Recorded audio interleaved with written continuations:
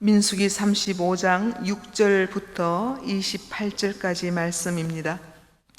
저와 여러분이 한 절씩 교독하시겠습니다. 제가 먼저 6절을 읽겠습니다. 너희가 레위인에게 줄 성읍은 살인자들이 피하게 할 도피성으로 6성읍이요 그 외에 42성읍이라.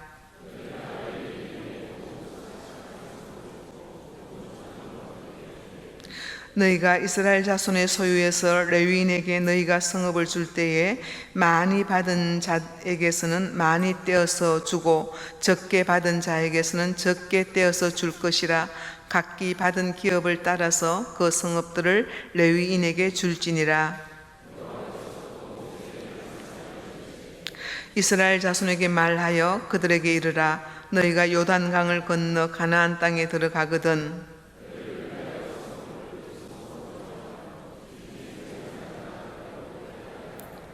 이는 너희가 복수할 자에게서 도피하는 성을 삼아 살인자가 회중 앞에 서서 판결을 받기까지 죽지 않게 하기 위함이라. 세 성읍은 요단 이쪽에 두고 세 성읍은 가나안 땅에 두어 도피성이 되게 하라.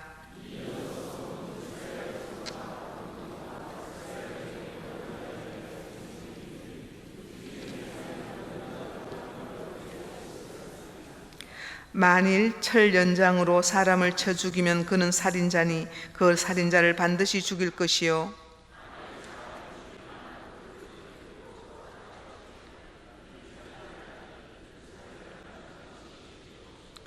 만일 사람을 죽일 만한 나무 연장을 손에 들고 사람을 쳐 죽이면 그는 살인자니 그 살인자는 반드시 죽일 것이니라.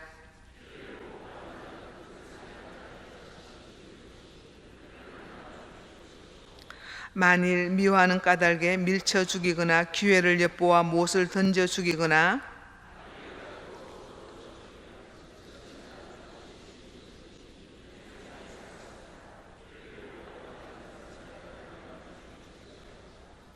악의가 없이 우연히 사람을 밀치거나 기회를 엿봄이 없이 못을 던지거나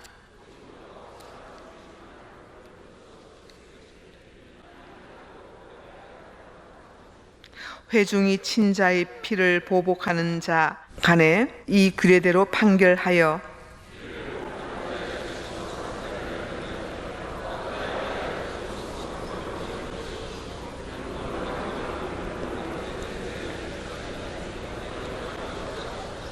그러나 살인자가 어느 때든지 그 피하였던 도피성 지경 밖에 나가면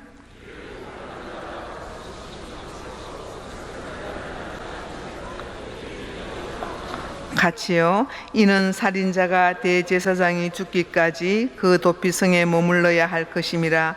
대제사장이 죽은 후에는 그 살인자가 자기 소유의 땅으로 돌아갈 수 있느니라. 아멘. 이스라엘 백성들이 가나안 땅으로 들어가면 살게 될 땅을 하나님이 일일이 다 분배를 해주셨는데 하나님께서 여기서 제외시켰던 백성들이 있습니다. 바로 레위 지파입니다. 이 레위 지파들에게는 땅을 기업으로 주시지 않고 사람들이 사는 도시와 그 도시를 둘러싸고 있는 목초지를 기업으로 주시게 됩니다. 그리고는 하나님이 이 모세에게 특이한 명령을 하나 내리십니다.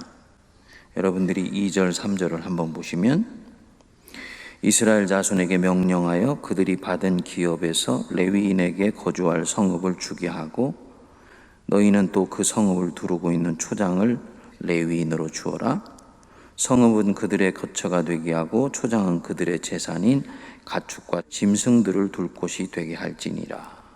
그리고는 이 성을 주시고 난 뒤에 주된 용도 하나를 말씀하십니다. 우리 6절 한번 같이 읽어보겠습니다. 너희가 레위인에게 줄 성읍은 살인자들이 피하게 할 도피성으로 6성읍이요 그 외 42성읍이니라. 레위인에게 주는 이 성 중에서 6개의 성읍을 정해서 도피성이라는 낯선 제도를 운영하게 됩니다. 그래서 살인자들이 이 도피성으로 피해서 도망하면 살게 해주는 것입니다. 고대에 대단히 드문 제도입니다. 모든 살인자가 이리로 오면 살 수 있게 되는 것은 아니고 11절에 보시면 너희를 위하여 성읍을 도피성으로 정하여 부지 중에 살인한 자, 즉 사고로 우발적으로 사람을 죽게 한 경우에 그 사람들이 이 성읍으로 오게 되는 경우에는 살 수 있게 해주는 것입니다. 질문이 일어나죠. 그럼 어떤 경우가 부지 중에 살인한 경우고 우발적으로 살인한 경우냐? 22절, 23절에 하나님이 그것도 풀어서 주셨습니다. 22절, 23절 악의가 없이 우연히 사람을 밀치거나 그런 경우가 있지요. 화가 나가지고 사람을 확 밀쳤는데 그냥 머리가 바닥에 부딪혀가지고 뇌진탕으로 죽게 되는 경우 있겠지요. 밀치거나 또 기회를 엿봄이 없이 무엇을 던졌는데 그만 치명적인 부위에 맞게 돼서 죽는 것입니다. 23절 보지 못하고 사람을 죽일 만한 돌을 던져서 죽였을 때, 즉 누군가를 죽이겠다는 대상을 정하지 않고 돌을 던졌는데 그가 죽게 되었을 때는 이는 악의도 없고 해하려고 한 것도 아닌 경우다. 그래서 이런 사람들이 이 도피성으로 오게 된 경우에는 살게 해준다는 것입니다. 다시 말씀드리면 계획된 살인과 의도성이 없는 살인의 사이에 접경지대를 만들어주는 것입니다. 살인이라고 다 똑같은 살인이 아닌 것이다 라고 우리 하나님이 보시는 것입니다. 하나님께서 그 십계명에서 살인한 자는 반드시 죽게 한다고, 사람을 살인하지 말라고 말씀하셨던 것에서 좀 더 이제 발달해 간 것을 보게 됩니다. 그리고 이 도피성으로 의도성이 없이 고의성이 없이 살인하고 도망한 사람이 여기서 살다가 제사장이 죽으면 이 사람도 방면이 되어서 고향으로 돌아가 다시 자유를 찾게 해줍니다. 그러니까 도피성이 도피처인 동시에 일종의 유배 생활을 하는 곳이 되는 것이고요. 의도성이 없이 살인한 사람이 이 도피성에서 세상과 격리되어서 자기를 성찰하고 인생을 재수습할 수 있는 그런 기회를 갖게 되는 것이죠. 우리가 좀 더 묵상하면서 들어가 보면 사실 이 도피성 제도는 억울하게 누군가를 살인한 사람에게는 대단히 고맙고 또 너무나 귀한 제도이지만 이 도피성을 운영하는 제사장이나 또 도피성에 살고 있는 사람들에게는 성가시고 부담스러운 제도입니다. 도망온 자를 재판해야 되니까 이것도 보통 일이 아니죠. 살인이 일어났을 때는 살인한 현장 안에서 재판이 일어났을 때 공정하면서도 정확한 재판이 되는 것인데, 도망온 사람을 시일이 지나서 다른 지역에서 다시 재판을 해야 돼요. 이 사람의 살인이 정말로 의도성이 있는지 어떤 것인지를 재판해야 되는 거니까 이것을 이끌어가는 사람들은 보통 일이 아닌 것입니다. 두 번째로는 계획된 살인을 하고도 이리로 도망와서 자기가 의도성이 없었다고 속일 수도 있는 거지요. 그것을 판별해내는 일도 쉬운 일이 아닙니다. 거기다가 어쨌든 살인자와 함께 살게 되니까 이 성을 운영하는 제사장들이나 주민들은 항상 신경이 쓰일 수밖에 없을 것입니다. 하나님이 왜 이런 성가신 제도를 만드셨을까? 고대에는 드물어 쓴 이 제도를 왜 유대인들, 즉 하나님의 백성이 되는 사람들에게, 너희들이 이제는 약속의 땅 가나안 땅에 들어가면은 하나님의 나라, 하나님이 다스리시고 통치하시는 나라를 만들 것인데, 하나님의 다스리시고 통치하시는 나라에는 도피성을 만들어야 된다. 하나님이 왜 이런 성가신 제도를 만드셨을까요? 그것도 이 성을 한두 개 만든 것이 아니고 요단강 동편에 3개, 요단강 서편에 있는 가나안 땅에 3개를 만드셨죠. 총 6개를 만들었습니다. 배치한 것을 보면 이스라엘 민족의 영토 안에 골고루 배치했다는 것을 볼 수가 있습니다. 주님의 의도가 있다는 것을 우리가 명료하게 알 수 있는 거지요. 주석서들에 보면 이 도피성이 도피성 대신 예수 그리스도를 뜻하는 것이다. 그래서 죄인이 그 예수의 품 안으로 들어가면 다 살 수 있게 된다라는 그런 어떤 구속적 의미를 가지고 있는 것이다. 이렇게 해석을 해놨더라고요. 제가 볼 때는 신약을 과도하게 끌어다가 구약에 적용한 대표적인 케이스입니다. 어떤 경우에는 그것이 구속사적으로 맞는 경우도 있지만은 본래의 도피성이나 구약에 나오는 제도가 갖는 참 뜻이 오히려 예수님의 비대에 의해서 해석할 때 죽어버리게 되는 경우가 있는데, 바로 이 도피성을 예수 그리스도라고 보시게 되는 경우 바로 그 부분입니다. 여러분, 사람을 죽이고 예수님 품에 오는 자, 의도성 여부와 상관없이 자신의 죄를 참여하면 우리 주님이 다 용서해 주시죠? 아멘이 없으시네? 여러분들은 살인을 안 했기 때문에 전혀 상관없다고 생각하시나요? 다시 말씀드립니다. 사람을 죽인 자, 살인한 자, 세상에서도 소위 범죄 행위에 해당되는 죄를 지은 자, 그것이 의도성이 있건 없건, 그때는 의도성이 있었지만 돌이켜보니 자기가 정말 하나님 앞에서나 사람 앞에서나 잘못된 삶을 살았던 것이라고 참회하면 우리 하나님이 용서해 주십니까? 안 용서해 주십니까? 용서해 주시지요. 세상에서는 그것에 합당한 벌을 받아야 될지 모르지만 하나님은 용서해 주세요. 그런 측면에서 도피성은 의도성 여부가 굉장히 중요하기 때문에 다른 종류라는 것을 볼 수 있다는 것입니다. 하나님이 이 제도를 이제 하나님이 다스리시는 나라가 되는 이스라엘에게 둔 뜻은 명료합니다. 억울하게 보복을 당하는 자가 없도록 하는 것입니다. 피는 피로, 칼은 칼로, 살인은 살인한 자의 그 피로 되갚게 하는 것. 이게 구약의 기본적인 정의입니다. 이 정의를 세움으로써 질서가 유지됩니다. 특별히 하나님이 살인하는 것을 아주 싫어했습니다.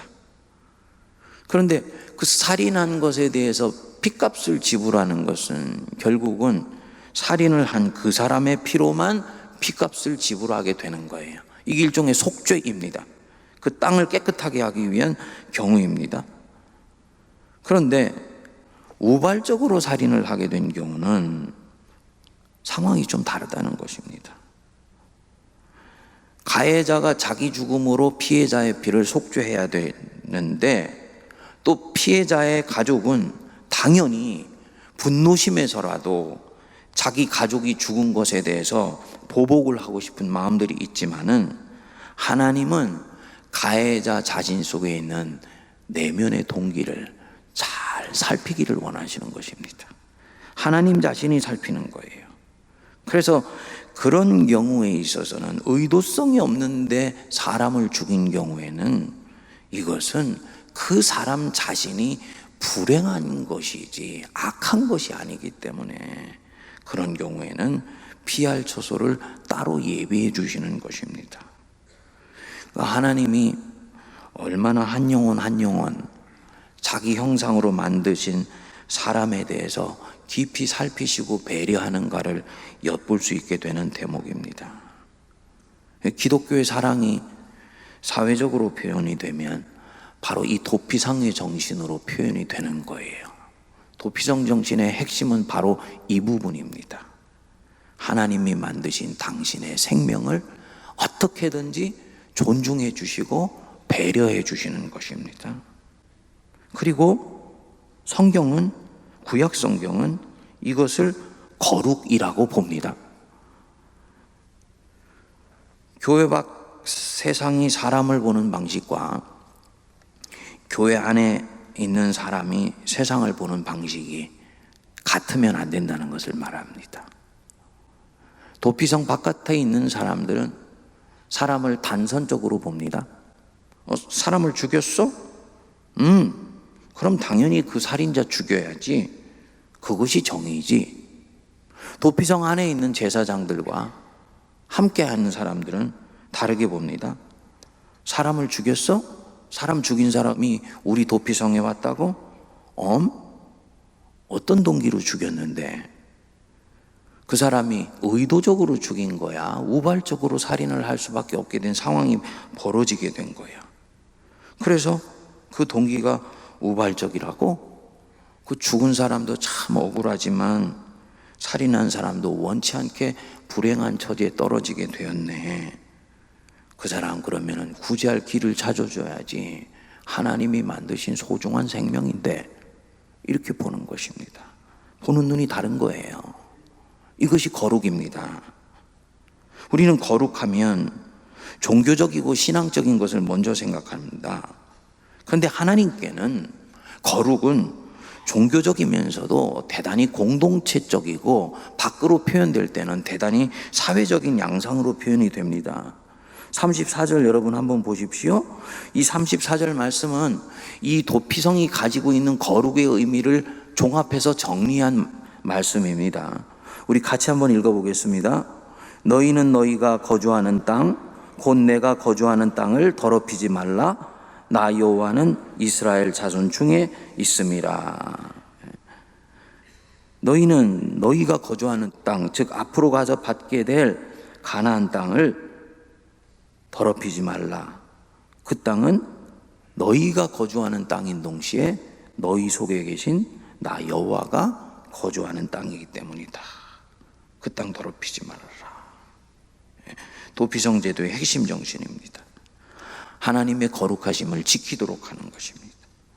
억울한 생명을 해하는 일이 없도록 잘 지켜주는 것, 그것이 곧 하나님 주신 생명을 거룩하게 지키는 길입니다.